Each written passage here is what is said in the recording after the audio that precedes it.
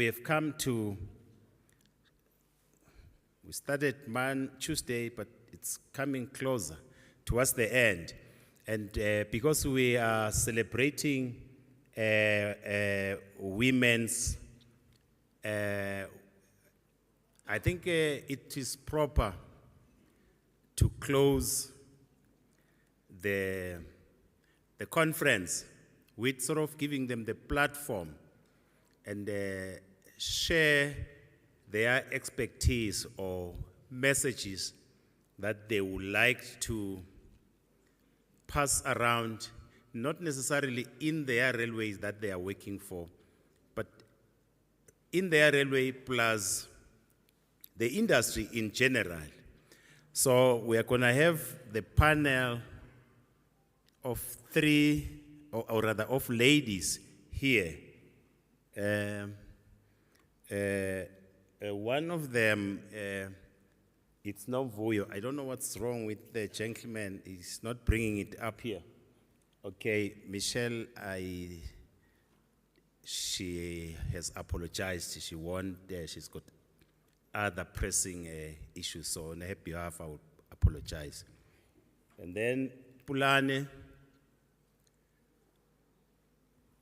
Nomvuyo, can you guys come in? Otherwise, I will find myself recruiting.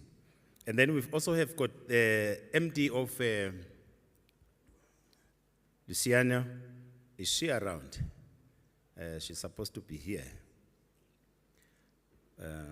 How can it be a woman's thing and people are not here? So Nomvuyo, it means the stage is yours. The stage is yours, Nomvuyo. Can you share with the people here what has been your experience in the railway, the diversity, the role that you have been playing, and how have you overcome those challenges? And what sort of message can you share with the ladies here as part of motivating and recruiting? For now, I'll stop there. Over to you, Nomvuyo.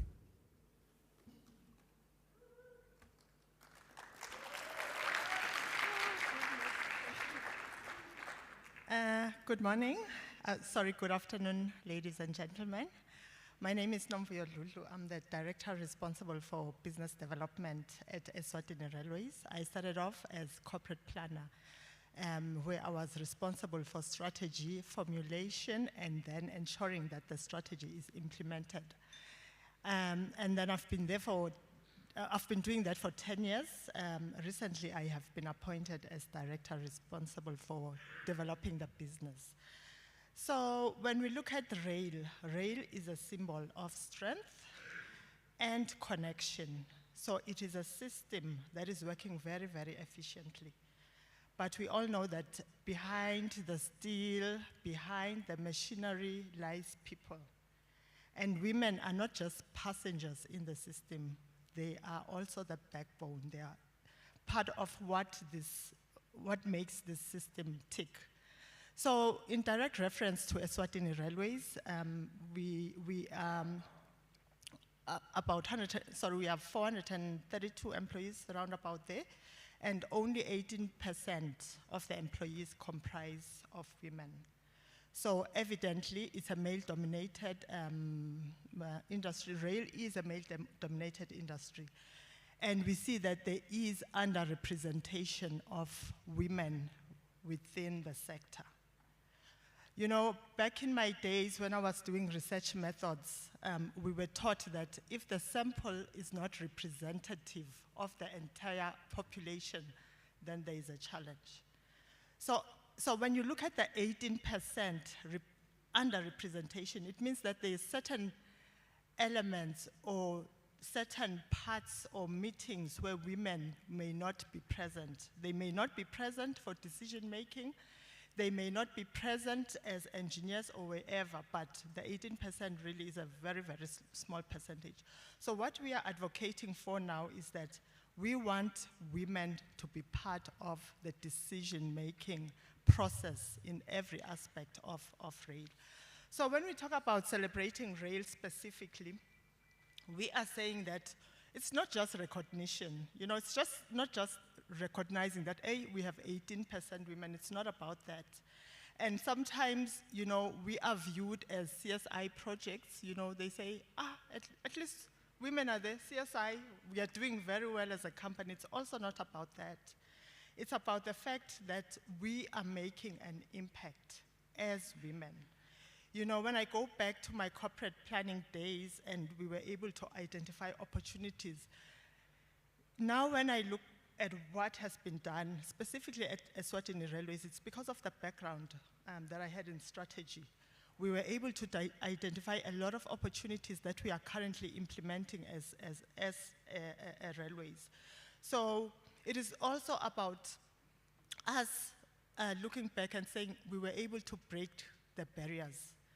I know a lot has been said around, you know, during this month about women breaking barriers, glass ceilings, walls, and all that. But sometimes I say, I look back and I think the real issue is not the barriers, it's not the walls, it's us.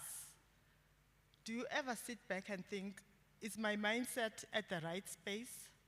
Am I thinking positively about myself? Do I know what I am or what I want to be or what I want to achieve in this life? What was I born to be? So the conversations that start within. What were we meant and made to be?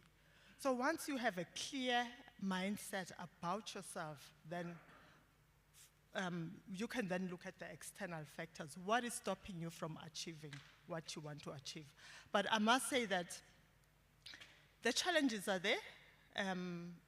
We will not overlook that. The challenges are there, but it all begins with us as women. Do we support each other?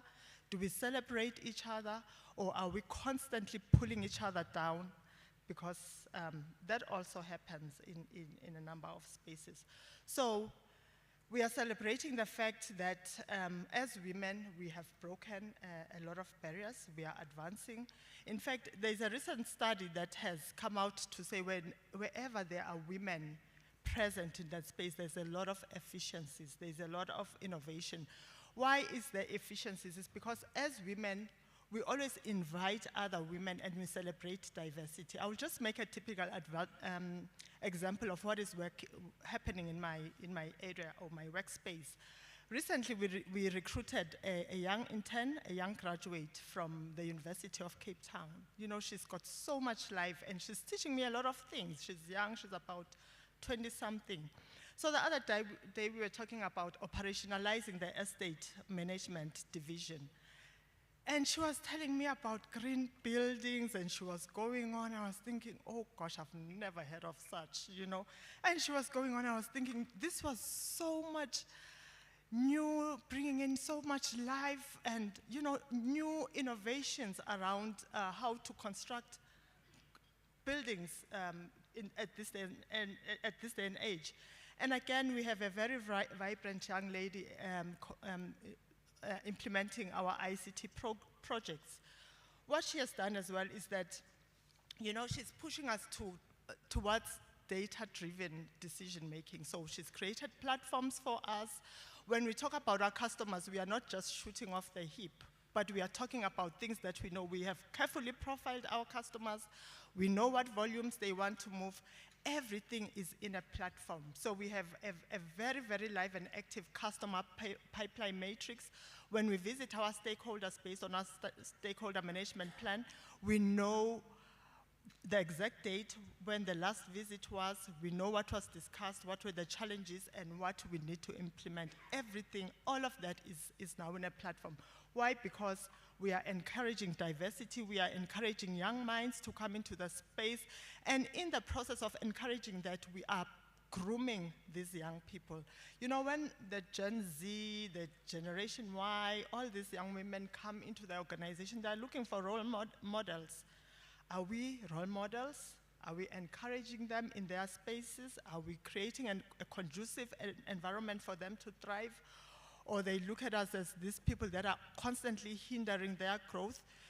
Are we allowing them to contribute to the decisions? Because that's the other challenge. You know, you say, I've been around here. You know, our retention rates at railways is very, very, is it high or low? But people just don't go. So we think we are the experts and we don't want to listen. That shouldn't be the case. These young minds are coming into our spaces.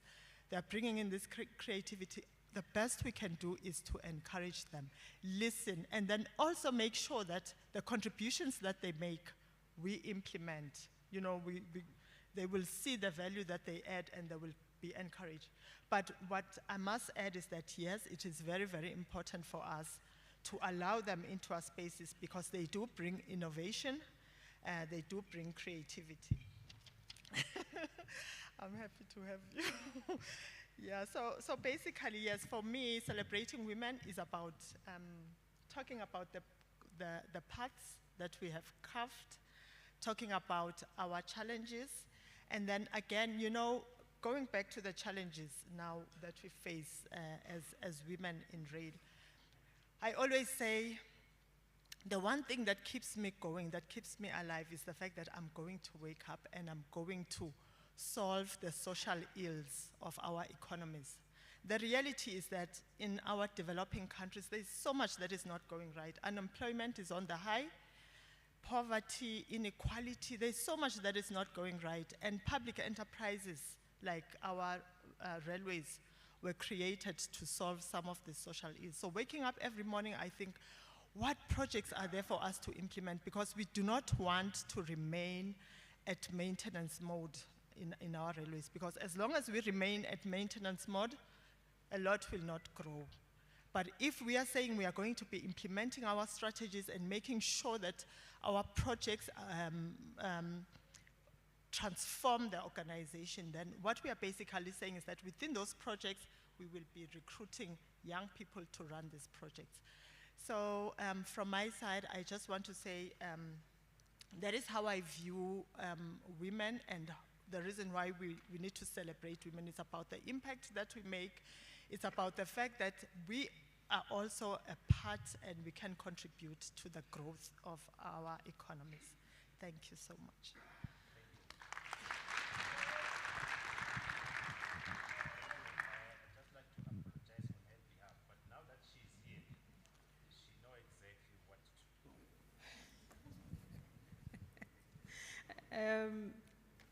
I don't really know what to do, but I will just get in as we always are as women. So I was listening to you talking, I think it's about talking about the challenges that women face in the space. I always like to say, I don't really like the word challenge. I always see everything as an opportunity. Every obstacle is an opportunity for something great. If we are not challenged, I don't think we would be where we are now. I think I was called because this has been my first month that I've been in this position, being promoted to be the managing director of Lukini, South Africa.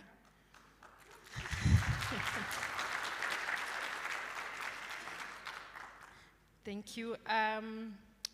My background actually is from pharmaceutical, not rail. I am not an engineer. When I go outside the country, I tell them I'm an engineer because they would like to see an engineer solving their problems. I joined the rail space in 2013. Thank you to the initiatives of government, the BEE, and all the initiatives that we need to empower women. That's how I even got into the rail space. I did not know there's a rail space that exists.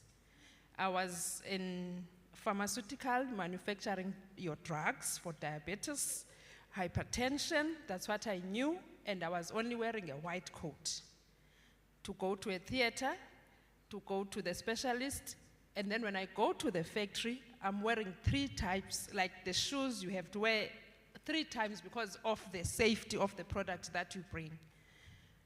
My first shock to get into the rail industry.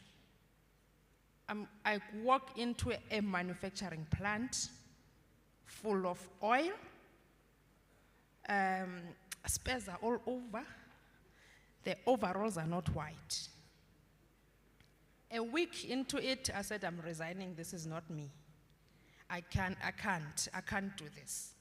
What changed my life is a phone call. I still remember the gentleman from Mozambique needed assistance on break blocks. And then the phone was passed on from reception to me. And then he said, I am looking for someone who's going to help me. I said, I am that someone that is going to help you. What are you looking for? He said, lady, I don't want to deal with a lady. You're gonna waste my time. I would like, give me your manager. I said, unfortunately, I'm the product specialist. Tell me what you're looking for. Or let's find, give me your problem so that we can find a solution. Because now we are talking about you cannot be helped by a lady, but it's not the reason for your phone call. To cut it short, we spoke on emails, and my name is Bisa on email, so he could not pick up that it's still that female that he did not want to talk to on the phone.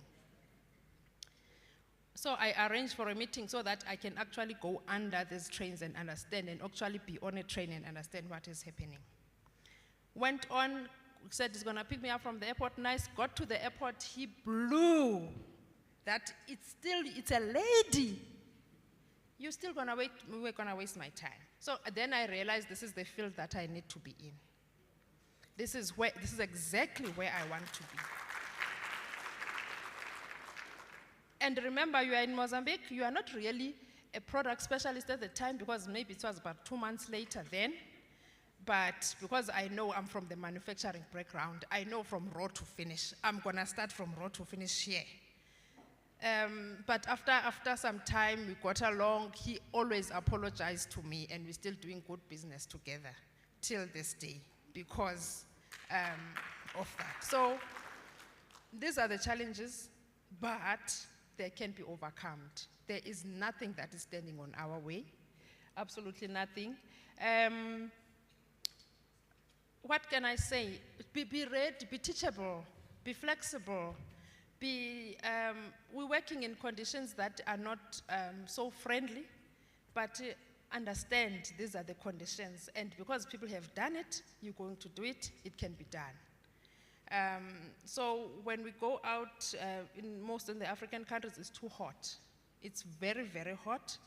You have to know the conditions are like that. And because it's hot, it's not only hot because we are a female, it's hot also to a man. So, we've got everything in our hands. The opportunities are there, are enormous.